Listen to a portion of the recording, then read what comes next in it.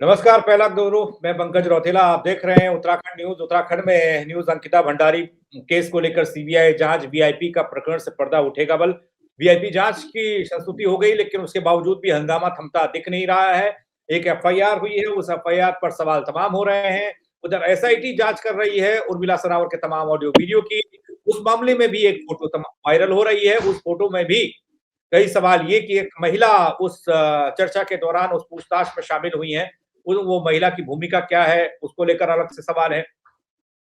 अब जांच जानने और समझने की कोशिश ये करेंगे कि सीबीआई जांच का रास्ता कितना आसान यहां से होने जा रहा है।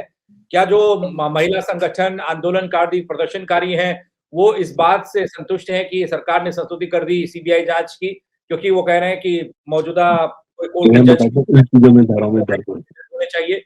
क्या उस बात का जिक्र है? अगर ये जिक्र नहीं है तो फिर इन्हें कैसे पता और लगेगा कि इसमें कौन-कौन से बिंदु शामिल किए गए हैं? हम जानने की कोशिश करेंगे।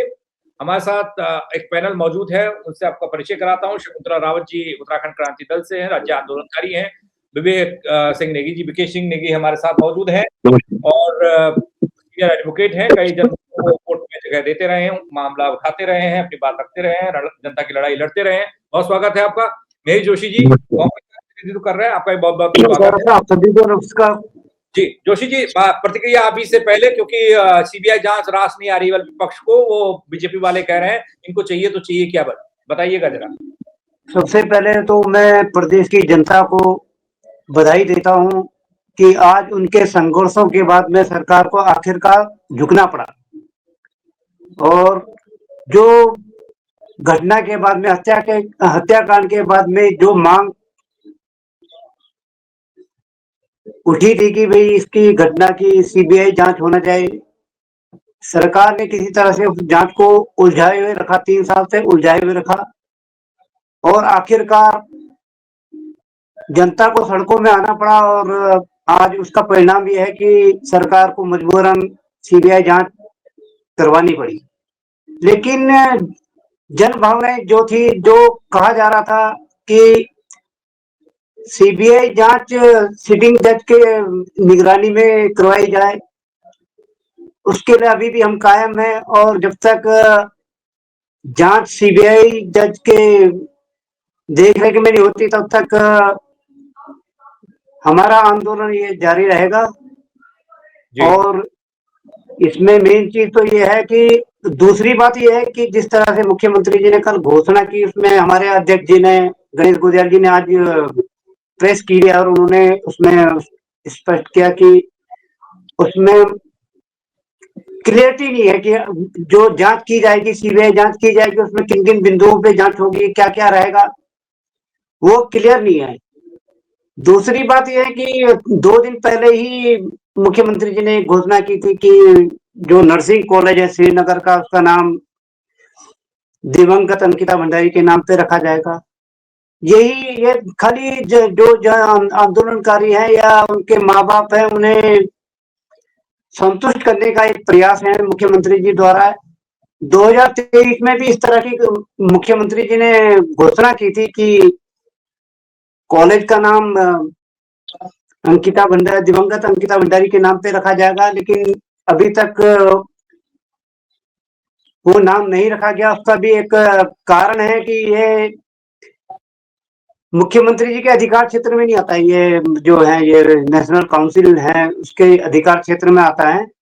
मुख्यमंत्री जी, जो हमने पता किया है कि इस तरह की मुख्यमंत्री जी घोषणा नहीं कर सकते।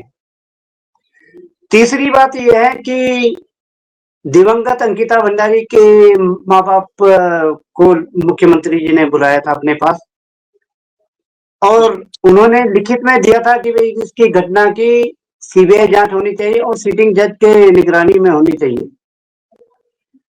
अब इसमें एक नया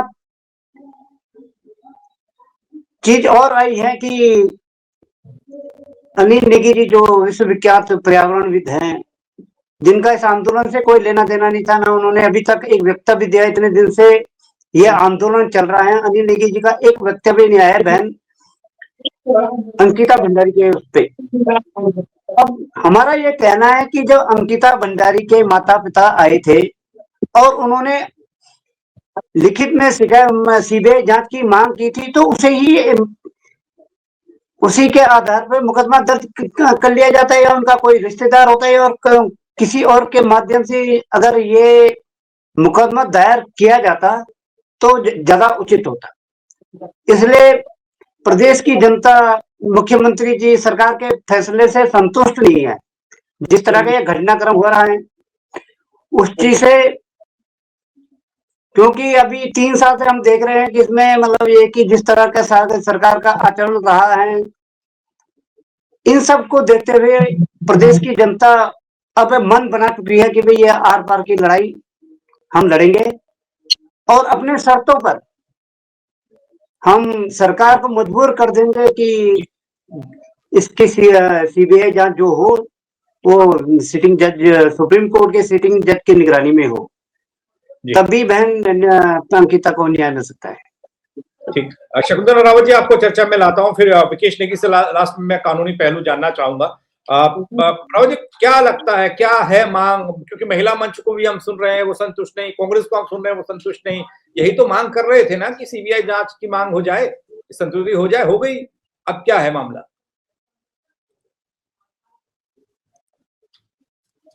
वॉइस अनम्यूट कीजिएगा मैम। देखो, हम माननीय मुख्यमंत्री जी की दिमाग की दाद देते हैं जी। क्या पैंतरा खेला है इन्होंने 3-4 साल बाद जी। मनी, इनको कहते हैं गेम खेलना। इनको पता है कि 27-26 लग गए हैं, 27 में चुनाव है। क्या इन्होंने 27 के लिए सीबीआई जांच के लिए रखा था क्या, कि मैं 27 में सीबीआई जांच की अनुमति दूंगा? या इतनी जनता का एक उत्पीड़न, हमारा ये भाई बैठा हुआ है विकेश नेगी जी बैठे हुए हैं, जिनका भी खूब जोर शोरों से उत्पीड़न हुआ है। अच्छा, ये तो खुद लड़ते अपनी लड़ाई। लेकिन इनकी क्या गलती थी? इनकी यही गलती थी ना, इन्हें आईटीआई निकाली थी और आईटीआई निकालने पे तड़ीपार का आदेश कर दिया, और 3 सालों से अंकिता का सीबीआई जांच की अनुमति नहीं दी। देखो ना तुम इनके फंडे, ये है भाजपा सरकार, मानी जानी सरकार। तो हम ये कह रहे हैं, अब इन्होंने देखो अंकिता के मम्मी पापा को बुलाया, किस बेस पे बुलाया इन्होंने यहाँ उनको? ये भी तो एक गेम है। बड़े बड़े वादे कर दिए कि अंकिता के भाई को नौकरी देंगे, अंकिता के नाम पे कॉलेज का नाम रखेंगे। आज तक कोई भी वादे पूरी नहीं हुए हैं। और कानूनी प्रक्रिया कहती है कि दोषी को तुरंत सजा मिलनी चाहिए। हमारे विकेश बेटा बैठा हुआ है, ये सब कानूनी दाव पेज जानते हैं। जब ये कानूनी दाव पेज जानते तब तो इन्होंने अपना अस्तित्व बचाया, नहीं तो ये धारों धार ले जाते ही इसे। तो मैं ये कह रही हूं कि माननीय मुख्यमंत्री जी क्या करना चाहते हैं ये हमारी समझ से बाहर है, और क्या कर रहे हैं ये भी हमारी समझ से बाहर है जी।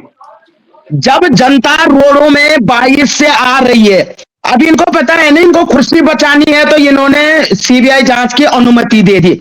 लेकिन सीबीआई जांच की अनुमति ऐसे ऐसे नहीं जैसे इन्होंने दे दिया जी कि मम्मी पापा को बुलाया, अंकिता के माँ बाप को बुलाया कि सीबीआई उनको संतुष्ट कर दिया, क्योंकि उसकी मम्मी ने रो के धामी को बिल्कुल साफ शब्दों में बोल दिया था कि धामी तेरा क्या हाल होगा। ये डर गए। तो हम यूं कह रहे हैं, जनता से आज क्यों डरेंगे? ये भी तो पूछने का सवाल है ना, ये भी तो एक पॉइंट है कि आज क्यों 3-4 साल बाद क्यों सीबीआई जांच? और वो कहां है, वीआईपी कहां है? वीआईपी लिए क्यों नहीं अनुमति दी, जबकि अंकिता की मम्मी ने साफ शब्दों में कह रखा है कि वीआईपी फलाना है। जनता को कहने की कोई वो नहीं है, अंकिता की मम्मी ने कहा है जी। अब हमें तो सीबीआई जांच का भी ये है कि इन्होंने बोल तो दिया, हमें उस पर भी विश्वास नहीं है कि सीबीआई जांच किस तरह से होगी। ठीक है, ठीक है। अनु शर्मा जी हमारे साथ हैं, वरिष्ठ पत्रकार, स्वागत है आपका सर। मामले का पटाक्षेप कैसे होगा, कैसे अंकिता की न्याय की लड़ाई खत्म होगी, मुझे तो समझ नहीं आ रहा। क्योंकि एक तरफ सीबीआई जांच की संस्तुति, दूसरी तरफ ये शकुंतला रावत जी जैसी महिलाएं और महिला मंच वाली महिलाएं, विपक्षी लोग, वो असंतुष्टि अपनी जाहिर कर रहे हैं। आपको क्या लगता है, कहां पर क्या मसला है, क्या होना चाहिए, क्या छिपाया जा रहा है अभी भी बहुत कुछ? पंकज भाई, देखिए ये बहुत संवेदनशील मसला है जी और कहीं ना कहीं ये मसला, क्योंकि वो उत्तराखंड की बेटी थी, इसलिए जनभावनाओं से भी जुड़ा हुआ है। जी और इन्हीं जनभावनाओं की परिणति समय समय पर हम देखते हैं। जब कभी आंदोलन होते हैं या सड़कों पे लोग उतरते हैं, तो उसी तरह ये जनभावनाएं निकल के बाहर आती है। जैसे उत्तराखंड आंदोलन में एक कॉल पे सारे लोग सड़कों पे आ जाते थे, कमोबेश वैसा ही ये मामला है। और देखिए ये मामला बोल भले ही कोई रहा हो, लेकिन ये लंबे समय से जब उनको सजा हो गई तीनों आरोपितों को, तो उसके बाद से ये ठंडे बस्ते में चला गया था। जी लेकिन एकाएक पिछले महीने से अचानक उर्मिला सनोवर और सुरेश राठौर के जो ऑडियो वीडियो बाहर आए, उसने आग में घी डालने का काम किया और वो फिर से जनता को उद्वेलित कर दिया और सबको ये लगने लगा कि कहीं ना कहीं कोई बड़ा मामला इस सारे चीजों के पीछे है। और देखिए, जनभावनाओं में कहीं कोई सीमा नहीं होती। जब वो उबाल आता है तो लोग सीमाएं लांघ कर काम करते हैं। वैसा ही इस मामले में भी हुआ और तमाम लोग जो, देखिए मैं तो वो बात कर रहा हूं कि लोअर कोर्ट से सुप्रीम कोर्ट तक सबने मना कर दिया था कि जो एसआईटी जांच है वो सही है, क्योंकि वो सरकार ने पक्ष रखा था। और मुझे लगता है उस पक्ष रखने से जो विपक्ष के लोग हैं या आंदोलनकारी शक्तियां हैं, वो शायद संतुष्ट नहीं थे। इसीलिए कहीं ना कहीं वो जो आग सुलग रही थी, उसमें इन ऑडियो वीडियो ने कमाल किया और लोग सड़कों पर निकल के आ गए। लेकिन एक चीज है, आप किस पर विश्वास कर रहे हैं? वो सुरेश राठौड़ पे करेंगे या उर्मिला सनोवर पे करेंगे? और ये भी भरोसा नहीं है कि वो कभी पुलिस से ये बताती है वीडियो में कि मुझे पुलिस पकड़ने आ रही, मैं भाग रही। कभी कुछ बोलती है, कभी कुछ बोलती है। अब आज की तारीख में कल से धाकड़गामी, जब से उसने एसटीएफ के सामने बयान दिए, उससे पूछताछ हुई है। कल सुरेश राठौड़ से भी पूछताछ हुई है। और अब जो, जैसा कि हम लोग इधर उधर से हमारे सोर्सेस से पता लगता है कि कहीं ना कहीं नार्को टैक्स कराने की भी तैयारी है। लेकिन इन सब चीजों से देखिए, मेरा ये मानना है कि हम कम से कम उस बेटी की आत्मा को दुख ना पहुंचाए और ऐसी कोई बयानबाजी ना करें जिससे कहीं ना कहीं हमारा जो उत्तराखंड का सभ्य समाज है उस पर लांछन लगे। और अगर कल वो उर्मिला सनोवर पलट गई इस बात से कि ये तो मेरी और मेरे पति की वीडियो रिकॉर्डिंग थी, हम दोनों की आपसी बातचीत थी, हम आपसी में कुछ भी बात करें उससे क्या फर्क पड़ता है? फिर तो कानूनन हमें सारे पहलुओं को देखना होगा। एक चीज, क्योंकि हम पत्रकार लोग हैं, एक चीज और भी आपको याद होगी, तमाम कांग्रेस के लोग, विपक्ष के लोग सीबीआई को सरकार का तोता बोलते रहे थे आज तक। अब सारे के सारे सीबीआई जांच की मांग कर रहे हैं।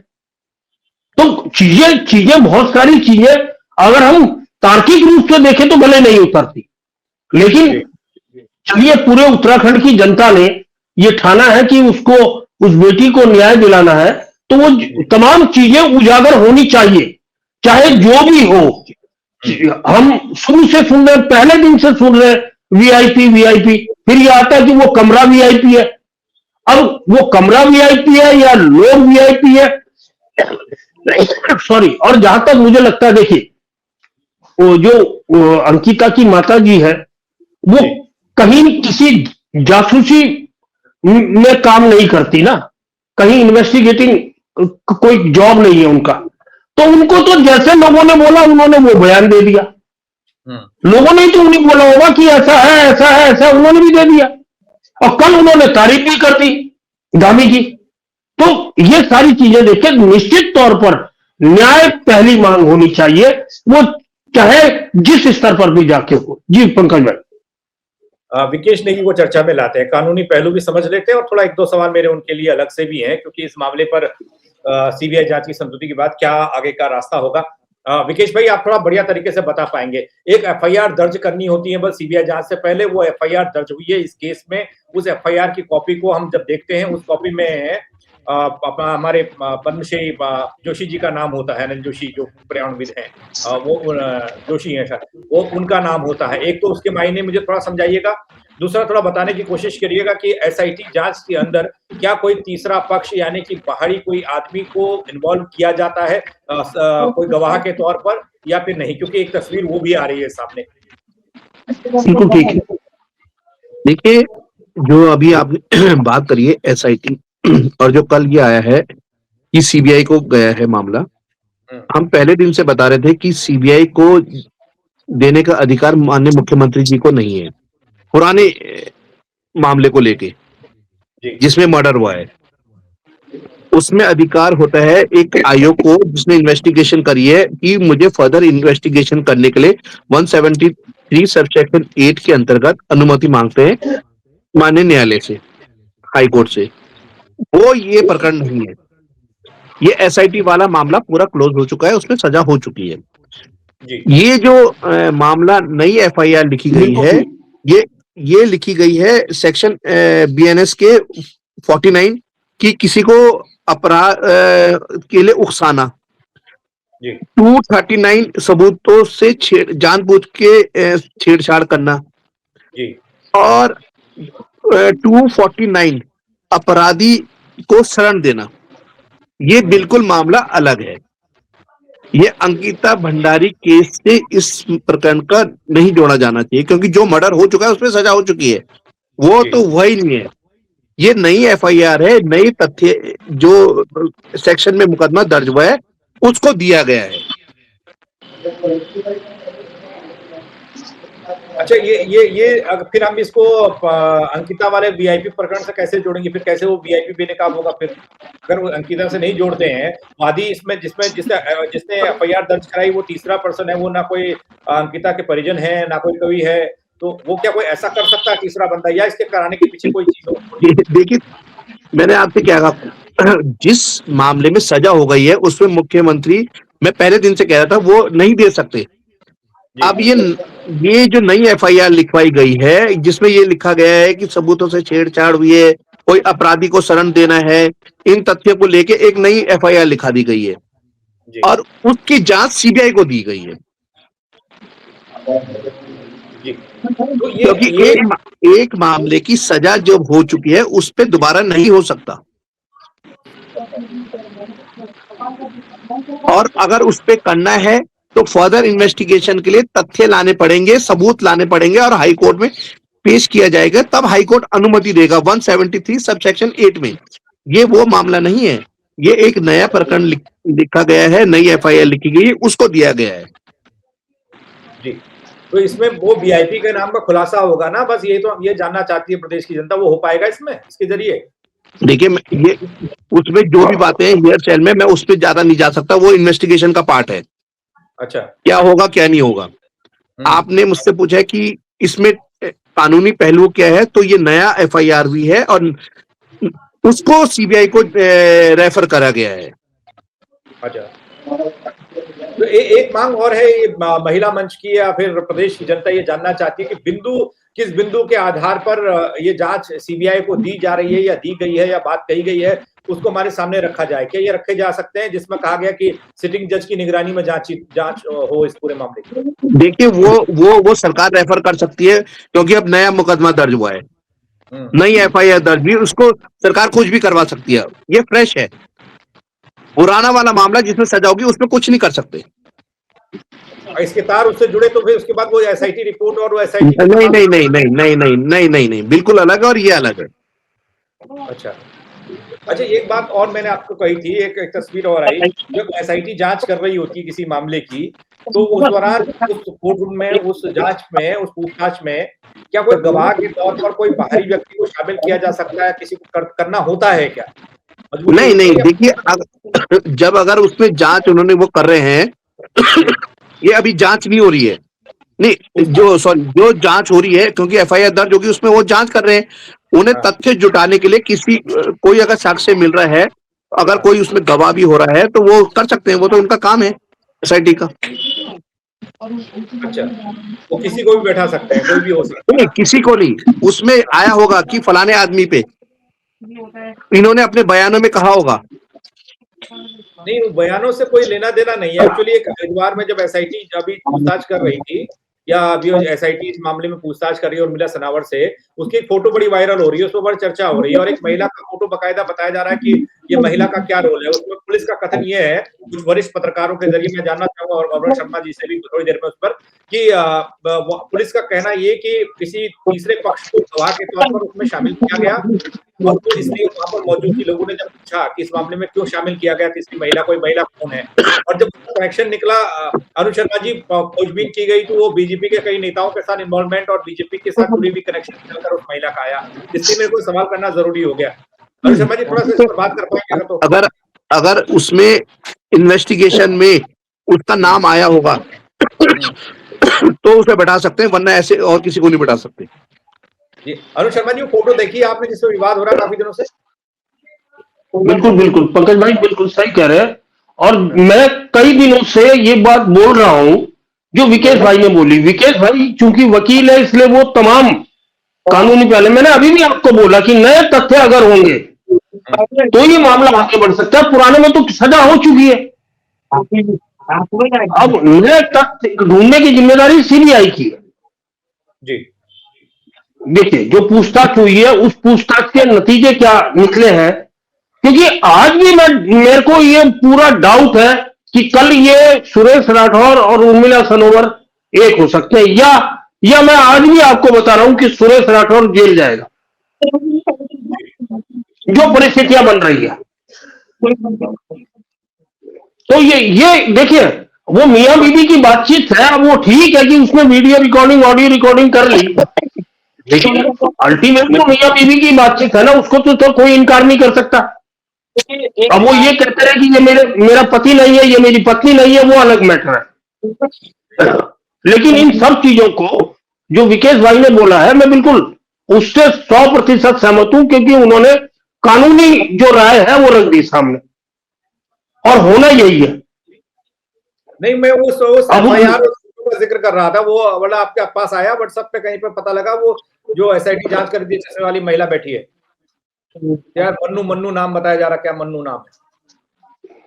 अब देखिए ये तार तो सारे के सारे एक दूसरे से जुड़े हुए हैं, वो तो सबको दिख रहा है कि उसका उर्मिला सनोवर का ऑडियो वीडियो रिकॉर्डिंग आना, उसके बाद उसका गायब हो जाना 9 दिन तक, 9 दिन के बाद स्वामी दर्शन भारती के साथ आके जांच में सहयोग देना, रात को पत्रकारों से बात करना, ये सारी चीजें हैं। ये देखिए कहीं ना कहीं इसमें बहुत बड़ा झोल है। ये जो पेश किया गया है, मुझे तो लगता है उर्मिला सनोवर को पेश किया गया।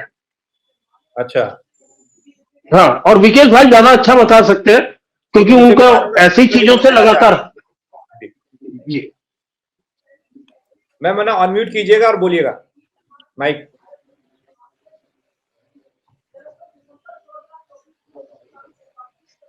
देखो मैं बोलना चाह रही हूं कि जैसे विकेश जी बोल रहे हैं कि जिन गवाहों में, जिन सबूतों में उनको सजा हो गई उसके साथ छेड़छाड़ नहीं कर सकते हैं। क्या मैं ये जानना चाह रही हूं कि जो बंदरा रिजॉर्ट के जो शेफ था वहां का, वो उसने बयान दिए हैं, उन बयानों के आधार पे उसने तो साफ शब्दों में कहा था कि इतने बजे हमसे खाना बनवाया गया, इतने बजे ये बाहर गए, फिर अकेले अंदर आए, फिर हमसे खाना बनवाया गया, 2 आदमियों 3 आदमियों का खाना बनाया गया। तो उसने तो साफ शब्दों में कहा है कि अंकिता की हत्या इन्होंने करी है। उस आधार पे वो जेल गए, उस आधार पे वो जेल गए। सबूत जो मिटाए गए, जो रिजॉर्ट, जो बंतरा रिजॉर्ट तोड़ा गया, सुबह डेड बॉडी मिली, रात को रिजॉर्ट तोड़ा गया है, वो भी बहुत, उसकी भी जो यमकेश्वर विधायक है उस पे कोई कानून कार्रवाई नहीं हुई। ना पूछताछ हुई, ना पुलिस ने करी, ना एसआईटी ने करी, किसी ने विधायक से नहीं करा, किसी ने पटवारी को नहीं आड़े हाथों लिया। बड़े बड़े खुलासे हो सकते थे, वो तो पहले की बात है। जो अभी की बात है, जो सीबीआई जांच की हमारे माननीय मुख्यमंत्री जी ने जो आदेश करा है कि इसका पैनल बनेगा, वो पता नहीं या विकेश ऐसे भाई ये बताएं। उड़ते हवा में, सुनो उड़ते हवा में ये सीबीआई जांच के आदेश जो दिए गए हैं, क्या इस पे जोर शोर से कानून कार्रवाई होगी? मैं ये पूछना चाह रही हूँ।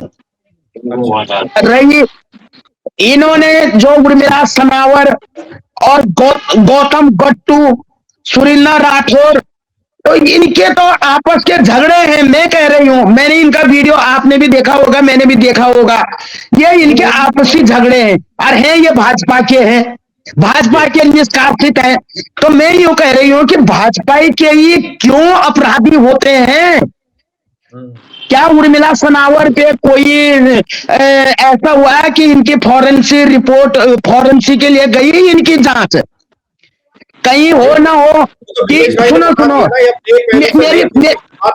मेरी बात सुन लो, कहीं ये अपने गेम, इन्होंने जो गेम खेला है भाजपा सरकार ने, उसमें फंसने की वजह से इन्होंने ये सीबीआई जांच के लिए न दी हो, क्योंकि इनकी माननीय मुख्यमंत्री जी की कुर्सी खतरे में है इस समय। अच्छा, नहीं तो 3-4 साल लग गए उनको सीबीआई जांच के आदेश देने के लिए। और वीआईपी कहते हैं कि वीआईपी कमरा है। बड़े बड़े होटलों में चले जाओ, 5 स्टार होटलों में चले जाओ, कहां लिखा रहता बाहर से कि वीआईपी कमरा है? ये सही बात नहीं लिखा रहता। हमें खुद एसआईटी मैडम को दी थी, मैं नाम भूल गई उनकी, उनको मिलने गए थे हम, और उन्होंने कहा कि वो वीआईपी नहीं है, वो वीआईपी कमरा है। अच्छा। इसने जो पुष्प था, पुष्प ने एक फोटो बनाई, और वो फोटो उमेश शर्मा से मैच करी। उमेश शर्मा ने रातों रात इनकी ऐसी तैसी कर दी थी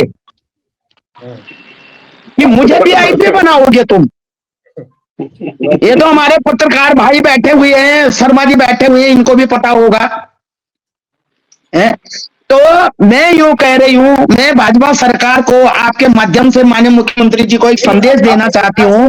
आप कानूनी बातें जो दाव पेच है, आप सीबीआई जांच की बात तो हो गई, आप उसमें भी रजामंदी नहीं, अगर कानूनी तौर पर कोई आपका सवाल हो तो विकेश भाई से नहीं देखो, सीबीआई होगा, ऐसा ना हो कि सरकार भी इनकी, कानून व्यवस्था भी इनकी, सीबीआई भी इनकी। इसके लिए तो सबका एक पैनल बनना चाहिए, और पैनल के तहत ये सीबीआई जांच होगी, तभी जाके खुलासा होगा, नहीं तो नहीं होगा। और आज 4 साल हो गए हैं, 4 साल से अंकिता हत्याकांड के लिए लड़ रहे हैं, निर्भया हत्याकांड है ये। तो उनको तो क्या है, अपराधियों को तो मैंने पहले भी कहा, मैं 3 दिन से आपके साथ डिबेट में बैठ रहे हैं, आपके चैनल में बैठ रही हूं, मैं 3 दिन से लगातार कह रही हूं कि अपराधियों को तो जेलों में वीआईपी फैसिलिटी दी जा रही है, कौन से उनको सजा दी जा रही वहां? अच्छा, वो ना आए आजीवन बाहर ना आए, वो तो पल रहे हैं वहां। ठीक है। नहीं, इस मामले में कोई कानूनी पहलू में कोई सवाल है आपका? तो जहां पर आप कह रही पैनल की बात कर रही हैं, क्या पैनल बन सकता है, क्या कोई और बात, कोई और चीज है तो आप विकेश भाई से पूछ सकती है ना। नहीं, हमें तो देखो, हमें विश्वास नहीं। एक कहावत है, जाट की जब तक तेरहवीं नहीं खाई बल तब तक जाट को मरा हुआ मत समझो। तो यही हमारी भाजपा सरकार की नीति और नियम है। ठीक है, विकेश भाई थोड़ा बता देंगे इस मामले में, और कुछ नया, कुछ चीजें, कुछ पैनल का जिक्र ये कर रहे हैं, एक सिटिंग जज की मांग कर रहे हैं, ये सब कहां पर फिट होते हैं? देखिए पॉलिटिकल कोई भी बयान आप दे दो, जो मामला अभी फिलहाल अब नई एफआईआर में चल रहा है, अभी इन्वेस्टिगेशन का पार्ट है, अब इसमें मैं कोई कमेंट नहीं करूंगा, क्योंकि अब है पूरा मामला नई एफआईआर में, वो इन्वेस्टिगेशन का पार्ट सीबीआई का। अब बाकी वो जाने क्या सीबीआई लेके आती है, क्या नहीं लाती, अब मैं उसमें नहीं बोलूंगा। आपने मुझसे जो चीज पूछी है मैंने आपको बता दी। नहीं, कोई पैनल वगैरह भी होता है क्या? मतलब ये तो हम जानना चाहते हैं। पैनल तो आप ये कर सकती है, सरकार दे सकती है कि सिटिंग जज की निगरानी में करवा दी जाए, ये हो सकता है। बिल्कुल, मैं भी यही कहना चाह रही थी। कि कोई विकेश भाई मैं भी यही कहना चाह रही थी। मैं वही कह रहा हूँ कि मैं और इस चीज में और कोई बात नहीं करनी, क्योंकि जो क्योंकि सेक्शन आपने बताया, अंकिता हत्याकांड अब पर्सनल नहीं रहा, अब जनता का हो चुका है और ये पर्सनल नहीं है। अगर उनके माँ बाप तक होता तो कोई बात नहीं, लेकिन अब ये जनता का हो गया है, इसमें कई आंदोलन हो गए हैं, कई उग्र आंदोलन हो गए हैं। तो इसलिए मैं कह रही हूं कि पैनल के तहत जजिस हो गए, वकील हो गए, क्योंकि ऐसा नहीं कम होता, से कम ऐसा नहीं होता, ऐसा नहीं होता कि ऐसा पैनल आप बना देंगे और ऐसा ये होगा, ये कुछ नहीं होता। जो डिपार्टमेंट जो इंक्वायरी कर रहा है वो चीज, हाँ इतना हो सकता है कि आप किसी सिटिंग जज की निगरानी में इसको करवा सकते हैं, बस इतना हो तो सकता वो भी एक पैनल ही है, जहां 2-3 हो गए वो भी पैनल ही है। नहीं, मैं आपको बता रहा हूँ। दूसरी चीज क्या है, अब ये मामला अंकिता वाला नहीं है, ये नए तथ्य के साथ जो नई एफआईआर भी है उस पे है, ये जिसमें सजा हो गई उसका कोई लेना देना नहीं इससे। अब ये भी तो पता चले कि नए एफआईआर में क्या क्या धाराएं लगी हैं। अरे वही तो बता रहा हूँ आपको, बीएनएस की धारा 49 लिखी है, जिसमें लिखा है अब किसी अपराध को उकसाने का। 238 है जो सबूतों के साथ छेड़खानी करने का। दूसरा 249 है अपराधी को शरण देने का। ये है मामला, इस पे होगी जांच, इसके अलावा कुछ नहीं होना। तो इसमें तो आपकी सारी चीजें आ गई ना, शकुंतला रावत जी, जो साक्ष्य मिटाए गए वो भी लोग आ गए, जिसको आप संरक्षण देने का मामला कह रही हैं वो धारा में भी एफआईआर दर्ज हुई है। इसमें कहीं कोई ऐसी चीज है नहीं जो छूटी है। आगे जो चीजें होंगी वो तो वक्त बताएगा किस तरीके से बात आगे बढ़ेगी या जांच आगे बढ़ेगी। अरुण शर्मा जी, अभी जिस हिसाब से मैं देख रहा था कि अब ये तो चलो यूकेडी से भी हो गई, राज्य आंदोलनकारी भी हो गई, महिला भी हो गई, अब बुजुर्ग भी हो चुकी हैं, काफी सारी चीजें हैं उन तक पहुंचना, मतलब एक सब कॉम्बिनेशन पे कॉम्बो है इनका, और वो तकलीफ इनके सामने निकल जाती है जब भी हमारे। लेकिन उससे इधर जब जांच की बात हो गई है, जब सब चीजें साफ हो गई हैं, तो मुझे लगता है कि थोड़ा इंतजार करना चाहिए इस मामले में कि आगे क्या कार्रवाई होती है, किस तरीके से चीजें होती हैं। पंकज भाई, मैंने कहा कि जनभावनाओं से जुड़ा हुआ मुद्दा है। हाँ। और इसीलिए जिस तरह उत्तराखंड आंदोलन में लोग सड़कों पर उतरते थे, उसी तरह पिछले रविवार को सड़कों पर भीड़ थी। और मजेदार बात यह है कि कल मुख्यमंत्री ने सीबीआई जांच की घोषणा कर दी। विकेश भाई बता रहे हैं कि नई एफआईआर दर्ज हो गई है, लेकिन किसी आंदोलनकारी शक्ति ने कल के जो बंद बुलाया उसके बारे में किसी ने कुछ नहीं बताया कि आखिर वो होगा या नहीं होगा। जनता भी असमंजस में है, लोग भी असमंजस में है, आखिर किसके नेतृत्व में ये किया जा रहा है। हाँ, उसमें दो खबरें निकल कर आई। एक तरफ व्यापार मंडल जो है अपना, जो विभाग वाले जितने भी दुकान एसोसिएशन वाले हैं, इनकी प्रेस कॉन्फ्रेंस हुई अभी थोड़ी देर पहले, उन्होंने बताया कि हम बंद नहीं करेंगे।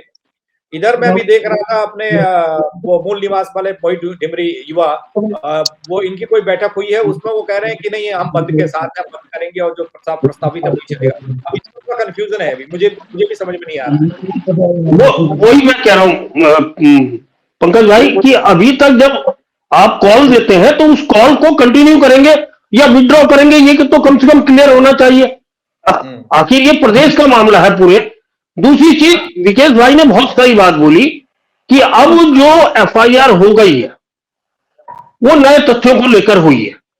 मैंने पहले भी कहा था कि बिना नए तथ्यों को जुड़े कोई फर्दर जांच नहीं हो सकती, क्योंकि एक जांच हुई, उसमें पूरी कोर्ट की प्रोसीडिंग चली और उनको सजा हो गई। अब जो नए चीजें हैं उन पे जांच होगी। और देखिए, कमेंट करना ठीक नहीं है क्योंकि ये बहुत संवेदनशील मुद्दा है। इससे हम कम से कम उस ओछी राजनीति से हम जैसे लोगों को जो डिबेट में बैठते हैं, हमको किनारे रहना चाहिए कि हम राजनीतिक तौर पर कुछ नहीं है, जो जनता कहे वो हम उसके साथ। अच्छा, एक सवाल का जवाब नहीं दीजिएगा, आप वरिष्ठ हैं, आप लोगों से हम बहुत कुछ सीखे हैं कि जो एफआईआर नहीं दर्ज हुई है, मैं विकेश भाई से भी पूछूंगा, इसमें क्या कोई भी एफआईआर कर सकता है? एफआईआर कौन कराता है, किससे कराता है, कैसे ये एफआईआर होती है, ये प्रोसेस के बारे में लगता है ये तो ना, क्योंकि इसमें आप पर्यावरणविद ने ये एफआईआर की है, उनका इस केस से कोई लेना देना नहीं। देखिए कि पंकज भाई, पहले भी आंदोलनकारी साथी हमारे वहां गए हैं, कोर्ट में गए, सुप्रीम कोर्ट तक गए। सुप्रीम कोर्ट ने कह दिया था कि एसआईटी जांच में उनको विश्वास है, तो इसलिए वो चीजें खत्म हो गई। अब क्योंकि पूरा का पूरा एक नया मामला उर्मिला सनोवर और सुरेश राठौर के जरिए आ गया, तो उसके आलोक में एक बार फिर से लोग भड़क गए। अब भड़के तो सरकार ने उसे शांत करने के लिए सीबीआई जांच करा दी। अब एफआईआर हो गई है, सीबीआई जांच का इंतजार करना चाहिए। और विकेश भाई ज्यादा अच्छा बताएंगे। सरकार का, विकेश भाई थोड़ा बताइएगा, ये एफआईआर क्या सरकार द्वारा होती है या किसी संगठन द्वारा होती है, या जिसमें अनिल जोशी का नाम आया है तो क्या उन्होंने ये की है? उन्होंने की है तो फिर इस मामले में उनका क्या कुछ देखिए ऐसा नहीं है। हाँ। ऐसा है, एफआईआर कोई भी करवा सकता है अगर उसके सामने कोई भी घटना घटी हो। तो पुरानी अगर आप 154 में होती थी पहले, अब 173 में होती है, तो इसमें एफआईआर कोई भी करवा सकता है किसी के भी सामने। अब केवल काम है, अब उसके बाद एफआईआर करवा दी, अब इन्वेस्टिगेशन टीम का काम है उस पर आगे जानकारी, वो तथ्य जुड़ाने का। उनकी नॉलेज में जो चीज आई उन्होंने, चाहे मुझे, मैं भी करवा सकता हूँ, अच्छा, आप भी करवा सकते हैं, कोई भी करवा सकता है उस घटना की। अच्छा सुनो मेरे भाइयों, हाँ, क्या मैं, आप रोतेला जी बैठे हैं, विकेश भाई बैठे हुए हैं, हमारे अजय शर्मा जी बैठे हुए हैं, और वो तीसरे तो मेरे ख्याल से चले गए। हाँ, क्या ये सीबीआई जांच ये पेंटिंग में डाल के करेंगे या तुरंत करेंगे, पेंडिंग, या हाँ पेंडिंग। हाँ, या ऐसी कम से कम जैसे 3 साल ये चले हैं, 3-4 साल ये चल गए, पता चले कि 5 साल और आगे चल गई, फास्ट ट्रैक की बात कर रहे हैं, कुछ फास्ट ट्रैक कोर्ट में तुरंत फैसला। विकेश भाई कुछ है है ना?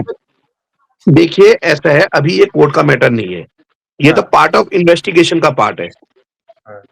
और इन्वेस्टिगेशन के लिए उसमें टाइम बाउंडिंग नहीं है। अब वो चार्जशीट कितने दिन में देंगे वो अलग इश्यू हो गया, वो इन्वेस्टिगेशन कैसे कर रहे हैं वो अलग इश्यू हो गया। अभी उन पे जाएगी, अभी टेंशन आएगी। ये नहीं कि आपने संस्तुति, अभी तो संस्तुति दी गई है, वहां से अभी तो टेंशन आएगी। इनने खाली ऑर्डर अपने माननीय मुख्यमंत्री जी ने अभी घोषणा करी है, अभी तो पूरी कैबिनेट की इस घोषणा पे विचार विमर्श होगा। तब तक जो उम्र वाली स्थिति हो रखी है, क्या मतलब गरम गरम खाएं और पूरे जल जाए, मुंह जल जाए। अब जब कोई चीज चल रही है प्रोसेस में, विकेश भाई वही तो बता रहे शायद मेरे भाई, विकेश भाई। देखिए कोई भी चीज है वो अपनी प्रोसीजर से चलेगी।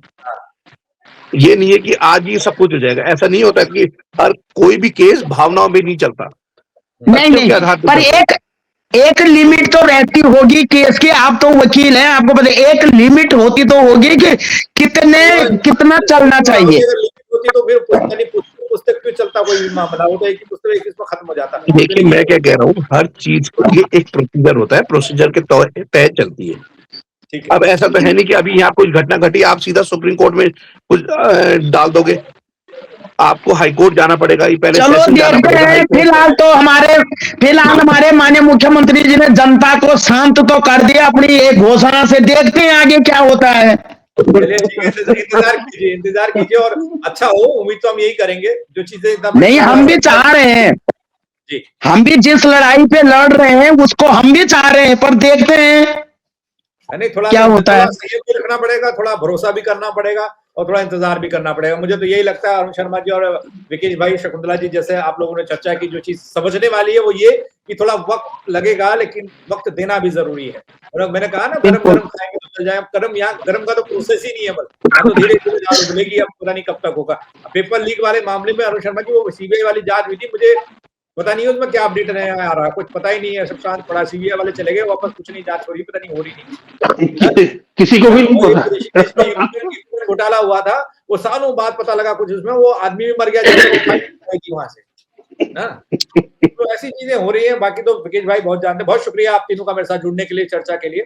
धन्यवाद मेरे भाई, धन्यवाद। तो शुरुआत हो चुकी है, अब आगे क्या होगा वो तो वक्त बताएगा, लेकिन थोड़ा इंतजार तो करना पड़ेगा क्योंकि प्रोसेस शुरू हो गई है। नई एफआईआर के जरिए सीबीआई जांच, और जांच के बाद जिन धाराओं में एफआईआर हुई है उसमें वो सारी चीजें शामिल की गई हैं।